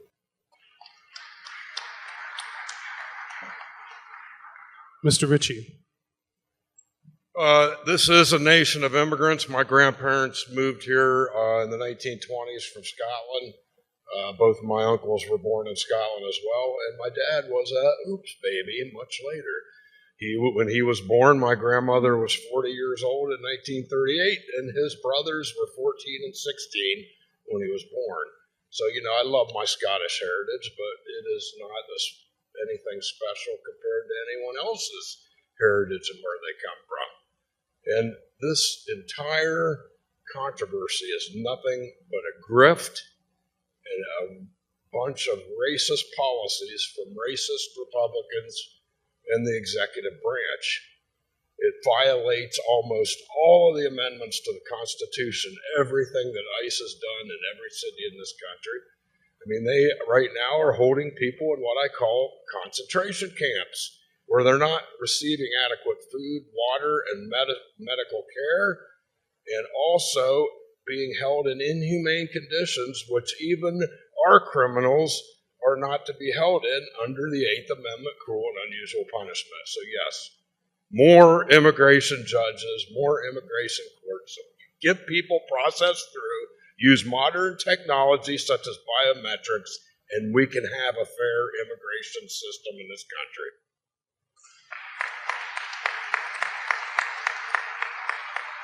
Mr. Vitus.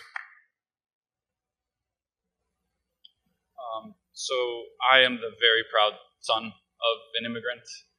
This is something that I take so much pride in and have lived my life. When I was younger, I don't think I connected as much to that culture. I think a lot of people are like that. You get a little bit older and you wonder where your roots are. I got the chance to go back and live in Ukraine with that part of my family. But this is such an important aspect of me, my character, and my personality. I also speak Spanish, and I work on the south side of Youngstown within Latino and immigration organization. And if I can tell a quick story, I have people in my class every day, every morning I teach class. I have doctors and lawyers in my class that were doctors and lawyers in their country, have migrated here legally, and wait 1 year, 2 years, 3 years just for a work permission to work in those jobs. Meanwhile, they're unemployed, they're struggling, they take jobs as DoorDash drivers and many other things. This is the wasted talent of our current system. So everyone agrees across the board that our system is broken. And where we're disagreeing maybe is on the approach. But we don't even disagree on that. There was a bipartisan immigration reform that was going to be passed until the current president and the administration denied it. So we have the solutions on these things. What we don't have is the political will and motivation to get it done. Legal pathways to citizenship, strengthening the working opportunities that we have here. That is what I believe in. Thank you so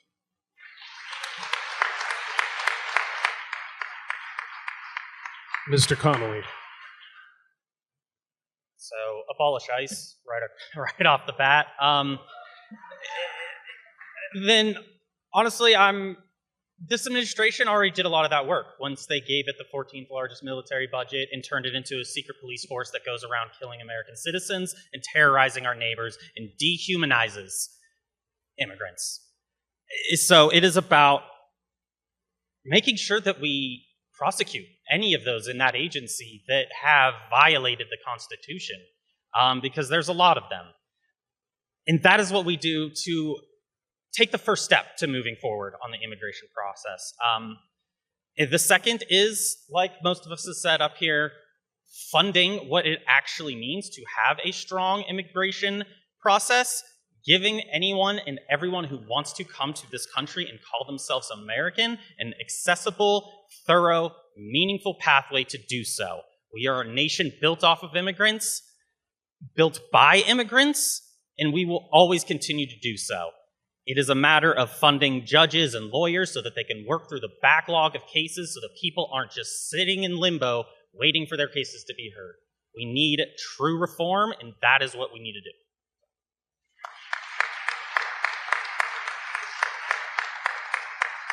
Ms. Kirtley.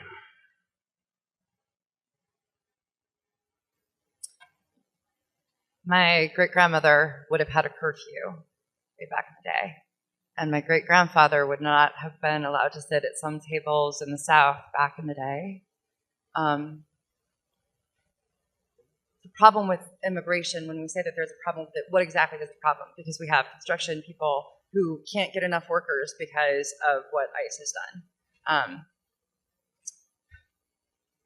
Never, ever, ever in America have we ever had to worry about masked men coming into our churches on a bogus manhunt for someone who looks different than the whitewashed version of themselves.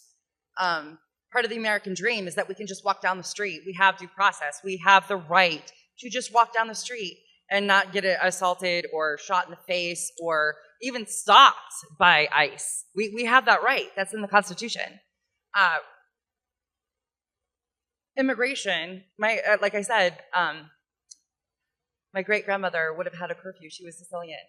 Back in the day, we would be able to talk with like Malcolm and maybe he would do Scottish food and I would do Sicilian food and we would enjoy that. And I think that's one of the biggest things that the Trump administration has really taken away from America. And it's that great goodness of us just sharing each other, just sharing our nationalities and rejoicing with that. There's something to be proud of. Every immigrant here that came here had a hardship and tells a story. We need to be supportive of that. Thank you.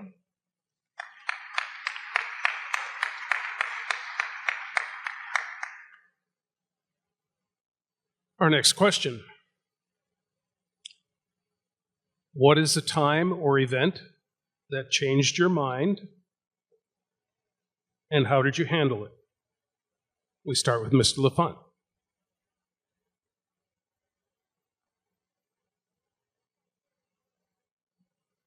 Changed my mind. Just on anything, I guess? Boy, that's a tough one. Anything you like, sir. Right? Boy, that really is tough.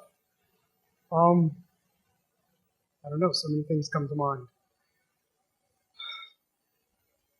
I would probably say when I was trusted enough to become the general manager of a movie theater. At the time, I didn't think I was experienced enough. I didn't think I was knowledgeable enough. Kind of in the stance I'm in now. I'm not experienced or knowledgeable enough.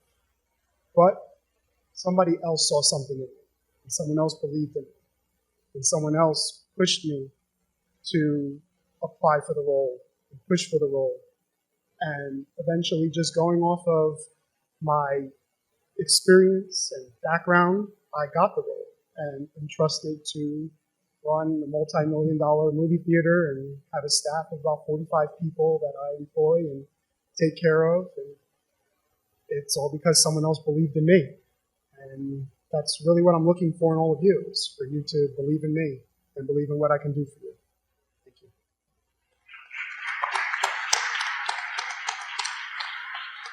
you. Mr. Ritchie. I sure can. And this requires some thought, which is why it was asked, and I chose this question basically because of it. It says, what is a time or an incident that your mind was changed, and how did you handle it? Whoa. I'm 63 years old, and I've had a wonderful life. Didn't mean I didn't have hard times like everybody else has, obviously. But I had so many mentors and people that helped me along the way. It is so hard to even be able to completely answer that question in just 90 seconds, but I will say that, a tremendous impact on my life were my family members that served in the military, the older ones. I heard the stories, I read the books. I wanted to get educated on what was going on in the world. I wanted to be a military man. I wanted to go to school and learn about political science. I had many people in my family that helped me with that. And I also had another part of my life that I loved also from my mom's side of the family, and that was railroading.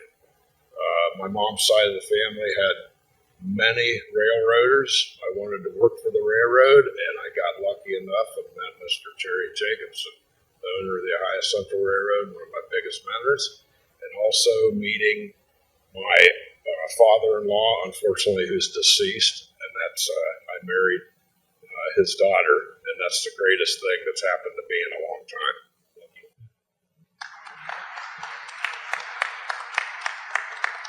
Mr. Vitus. So I think this question is maybe aimed at the policy side of things, and to be honest, look, we always try and take a step back every now and again, make sure we're analyzing things fairly and honestly, and making sure that we're on the right course. But to be honest, in my opinion, I feel like I'm about at the same place that I was 10 years ago, and I think a lot of the party and a lot of the world has moved in our direction. We were just asking for the basics then, when we were talking about healthcare, childcare, education, not starting wars in other countries. We wanted that 10 years ago, and it's been a rough 10 years for a lot of us, right? So we do always consider those things, but then if I can just on the personal note say, I had a career that I loved, and I worked very, very hard for it. I was a kid from Youngstown that graduated from YSU and started applying abroad, started applying for the United Nations, applying for USAID in the government, and I got rejected 1,000 times out of 1,000. I do not want to make that seem like it was an easy pathway. When I went abroad, I did it by myself, working and paying rent, learning languages, taking years to go into communities and to understand what it's like to build these relationships across the world, because that is what we've always believed in. And to be fired by Elon Musk, for our country to turn its back on those basic beliefs, that is what motivated me to be up on this stage tonight. I wouldn't be here without it, and whenever one door closes, another opens, and these are the things that we're fighting for.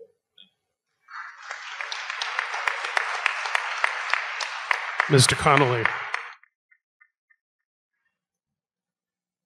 So I applaud Adrian for understanding the world a little bit better 10 years ago than I did. However, I don't think that we need to go around shaming people about their past votes, because I'm one of those people that voted for Trump in 2016. I was 20 years old. I was ignorant. I didn't understand the world. I wasn't focused on what the issues even were. I just saw what I saw as the establishment government that has failed us, and somebody else new that's coming in telling us he's going to change things. Obviously, that was a lie. I didn't know anything.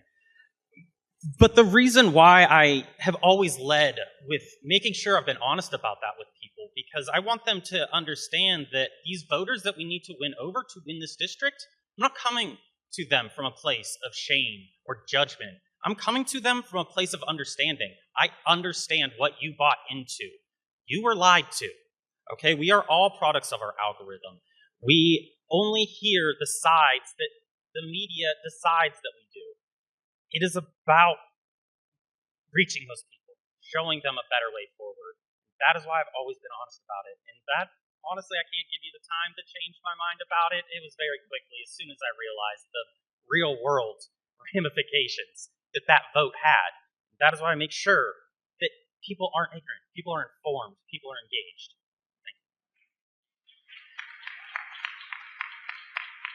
you. Ms. Kirtley. Sure. The question was, what is a time or incident where your mind was changed, and how did you handle it? There's probably two significant ones politically related. I was in college working. It was almost Christmas break. It was the day before my birthday, and I was walking across the street to grab dinner, and I got hit by a car. I had the dinner, I was walking back, and I still held my Mountain Dew, even though the car literally hit me. It taught me how very precious life was. The doctor said that I should have been able to walk back, and I was able to, but I had some help, although no one saw that. So that really changed my life. It really let me know how precious everything is, and how it made me more spiritual, maybe. Another thing that changed my life was when this guy, and I used to live in Kent, and I lived in Akron, and I had a friend, and we were thick as thieves, and I thought her son had been shot by police about 5 years ago, and I sobbed, I cried, I did all of that, and then I realized that it wasn't her son, and I went about my day, and then it was like, but what about next time? But what about when it is? Why am I waiting for it to be her son? And that completely revolutionized me. Thank you.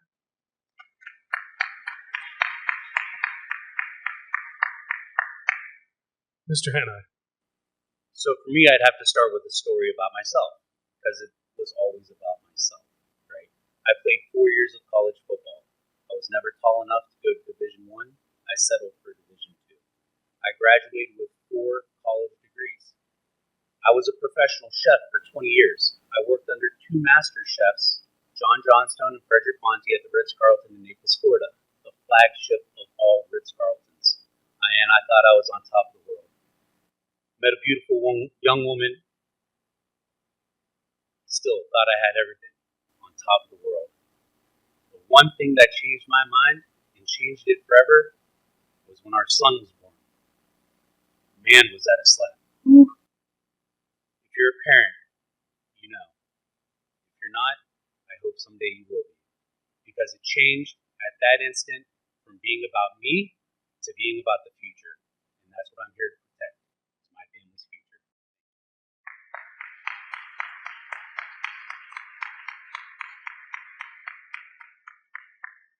We have about 3 minutes left before we're going to let the candidates make final statements. I think we have a couple of show of hands questions as we did the last time, which I'm sure you might appreciate. There's a lot of concern about campaign financing because money seems to buy politics. Mr. Rulli certainly thinks so. That's right. And so the public wants to know if a yes or no, will you be taking money from political action committees, and in particular, AIPAC? Will you be transparent about where your campaign financing comes from? I wish I could let you have the time to say so, but we're just going to have to put that as a yes or no. Are you going to be transparent about your campaign finances? Yes or no? Show of hands. Hands, yes. Okay.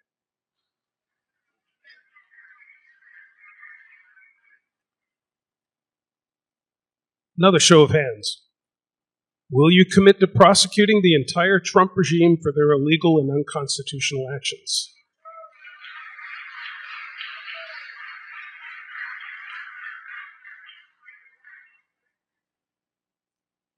Yeah, we all feel like that, don't we?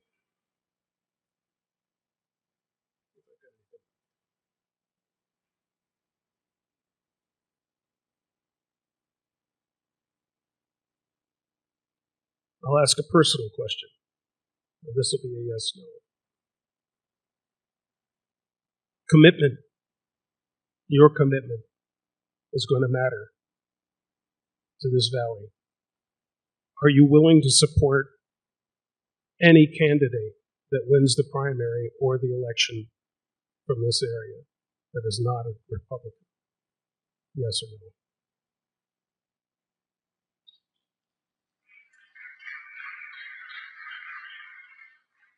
Actually, one of you out there asked that question, so I stole it. Okay, we've reached the point now with the time where we're going to let the candidates each have 2 minutes to sum up. We're going to start with Mr. Vitus.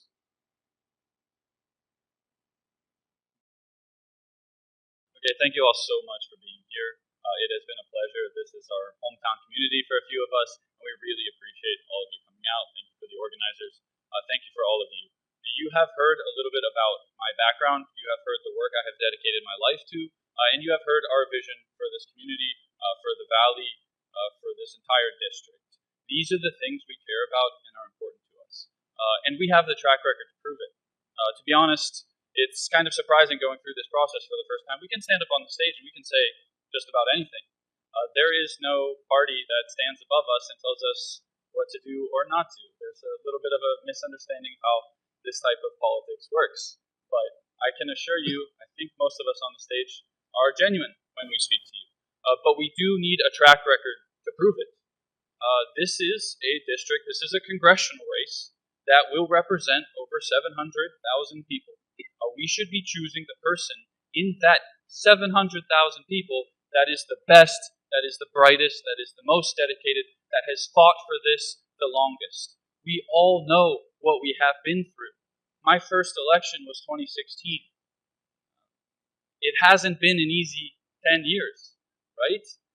We have been dealing with the stripping of our voting rights. We have been dealing with being pushed down, multiple wars, being lied to at every step of the equation, ICE in our streets. The list goes on and on at the trials that we have had. But all of you that are in this room have stayed true to your values and to your beliefs. Beyond party, it's about those values. I was 10 years ago fighting for that, knocking on doors, working on political campaigns, and I continue to do that today. This is the culmination of a long fight. So please do your research into the candidates. Pick the best one that you believe will take on Michael Ruley. I think we have a lot of momentum right now, so let's take advantage of it. Thank you.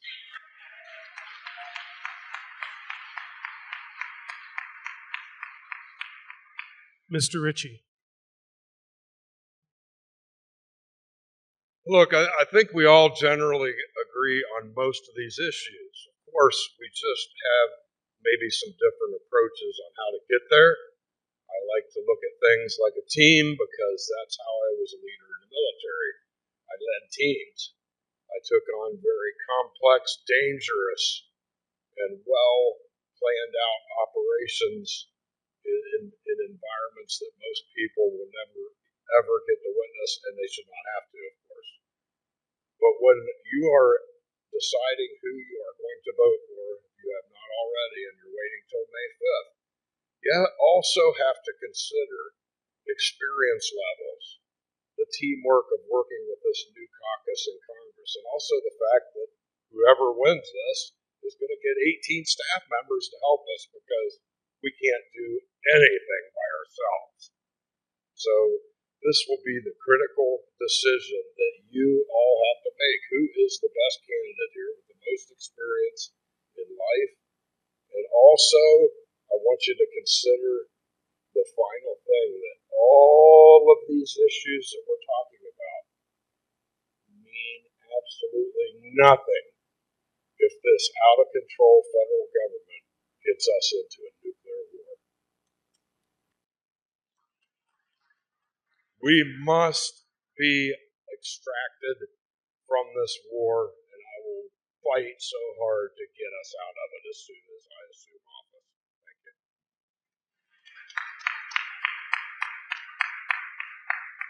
Mr. LaFont.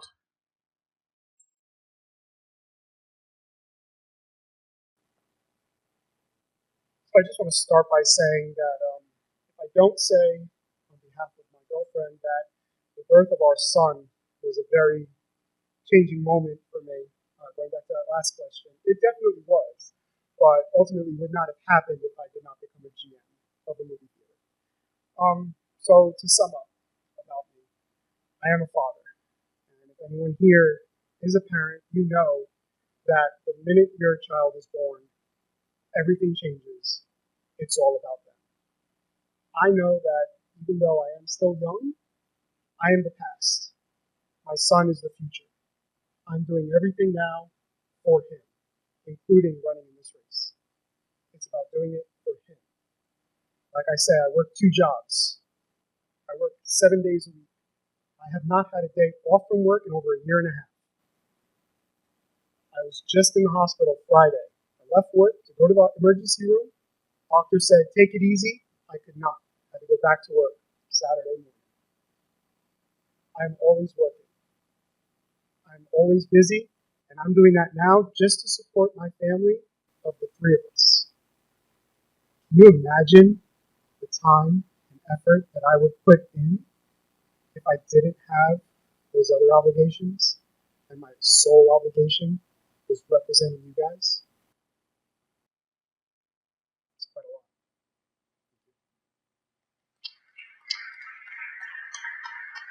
Mr. Hanai.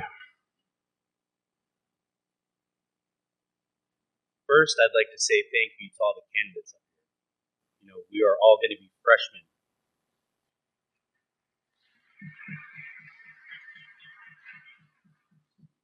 With that said, I feel I've grown, as have these guys, over the past couple months. My promise and my pledge will be to lead us into the future, not only for us, but for our children. I have more at stake. As a minority, I've always worked twice as hard. I've had twice as much knowledge, and I would just like to be able to share that with everybody in the 6th Congressional District. Thank you. Ms. Kirtley.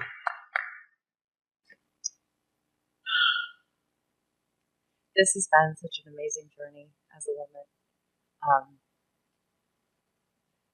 I think we need to choose what kind of an America we want to see. I do want to thank everyone for coming. That was really rude of me. And I want to thank Malcolm for your service, like for defending my life. Thank you for that. One thing I don't want to see is our sons drafted. That's for sure. When I campaigned for Kamala and I saw Air Force One flying in, it was like a great big huge beacon of hope. Like something was really going to change for us. I was at the Tim Walz rally, I was at the Connolly rally, and right before the election, the air, the energy there was completely different. I lost a $2,100 phone, and it was given right back to me. It was actually given to the police, who gave it right back to me, and I didn't have issues with the police. I had an anxiety attack. People were there. They helped me out. It was amazing. And that's the kind of America we want. We want an America where we can have, if you choose to love a woman and you're a woman, that's okay. If people don't like it, they can just walk away. We need to look at each other's lives. You know, like part of the impact with that is that when we die, if you're in the LGBTQ plus community and you don't get to marry who your loved one is, then your next of kin might not let them be there at your death time. We need to really think about each other and think about our values and think about our great-great-grandparents, our grandparents, all of everyone who put so much energy and their blood into this country. I will be absolutely 100% full-time, and I am already dedicated. I am a writer, and I can't wait for things to get back together. Thank you. And Mr. Connolly. Every time I have started something new in my life, people have told me that I couldn't do it. Now, I taught myself how to tattoo at 20 years old. I opened up my own studio, and in that studio, I created a space that empowered countless artists to build a successful career for themselves. I've won awards. I've been invited to tattoo alongside of some of the best artists, not only in the state, not only in this country, but in the world. And then in November, I hired someone to take a video of me, and I launched this campaign. I had no money, no connections, no network of political leaders at my disposal. I had no establishment backing. In fact, some of that very establishment is sitting right here in this room who works hard to undermine my campaign in favor of his preferred opponent just because he knows that I am in this for you and not for him. Yet despite all of that, this campaign has built a movement. Volunteers from every county, Democrats, independents, Republicans, people who haven't been involved in politics in years or even ever. We have energized people who have given up hope, inspired people to get involved in their communities. Now, that is not a lack of experience. That is a pattern. I walk into rooms where I don't have permission to be, and I build something. something new, something that does not just fall in line with the status quo. And that is exactly what I will do in Congress. A good leader doesn't pretend to know everything, and I never will. A good leader builds the right team and delivers results. That is what I've done my whole life, and that is what I will do for this district.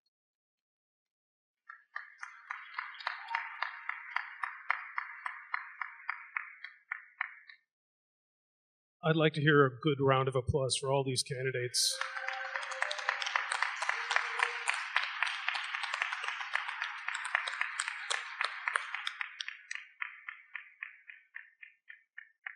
If I may summarize for a moment everything we've been listening to for quite a while, what we see before us is a challenge. The challenge that we are going to have to carry out of this room and into the public eye is to make sure that they know there is an alternative to what we have in this country. And we have to represent our nation together because we're all in this together as a country. That is how we resolve our political problems. That is how we resolve our lack of social contract. That is how we break distrust. That is how we break hatred. We do it with love. We do it with caring. We do it with kindness. That's how we win.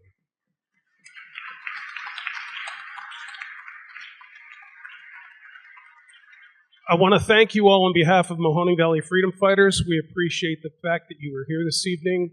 We want you to enjoy some refreshments and get some time to talk to the candidates. So we're going to dismiss to the lobby of the building, and this ends our presentation for this evening. Thank you all so very much.